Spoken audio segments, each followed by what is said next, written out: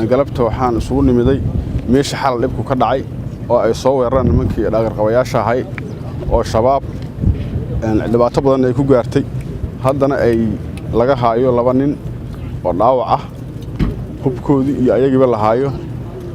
xalay adiga 4 saac ay soo weerareen bar ciidan oo ku taala duleedka degmada Daynile oo la yiraahdo Saqayro waxaan uga digaynaa inayaan ku kadsoomin dhagar qabayaasha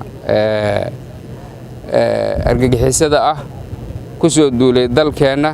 iyo dalal kale oo kamid ah dalalka islaamka runtii dhibaatooyinka dhaca ee aad u jeediin waxay u gaar tahay qaar kamid ah dalalka islaamka dhibaatooyinkaas waa ka bad qabaan dalalka kale ee aan islaamka ahayn ama haday dhacdona aaday u yarta marka waxaad dareemaysaa marka inay tahay qatlu diin biismi diin diintii ayaa la dilayaa waxa lagu dilayaa isla magaca diinta lagu dilayaa waa dhibaato dad si negative ah ama khaldan u fikira ayaa aragtidaas qaatay saameyn ku yeeshay bulshadii qaar badan oo bulshadii Soomaaliyeed kamid ah ama bulshadii caalamka islaamka kamid ah ayaa arintaas ka raarideen ma ahan asgari kaliya ee cid kasta oo waajibkii loo xil saaray si hufan uga soo dhalaasho ayaa waxay mudan tahay in abaal marin la siiyo marka ciidamada meel walbo ay joogaan marka ay ku guuleystaan waajibaadkooda waxay mudan yihiin abaal marin waxaana abaal marin doona madaxda ayaga ay hoos tagaan runtii sida qofku marka uu waajibkii la siiyay oo ku khaldamo oo canaan u mudan yahay ayuu bedelkeeda abaal marin u mudan yahay mataqaana marka uu waajibaadkiisii uu ku guuleysto waana la abaal marin doona biidnillaahi kariim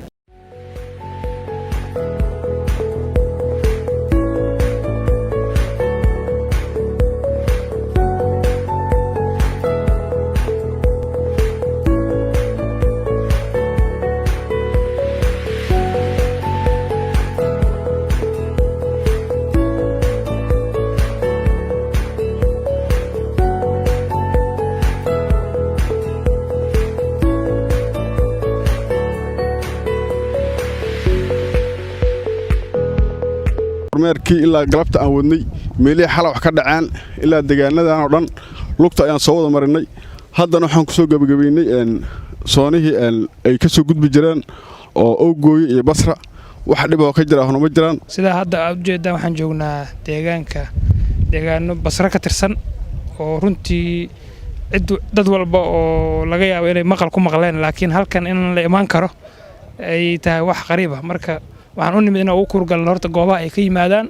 laftirkeeda shabaab inta ayagu ay noo imaan lahaayeen inaan annaga ugu tagno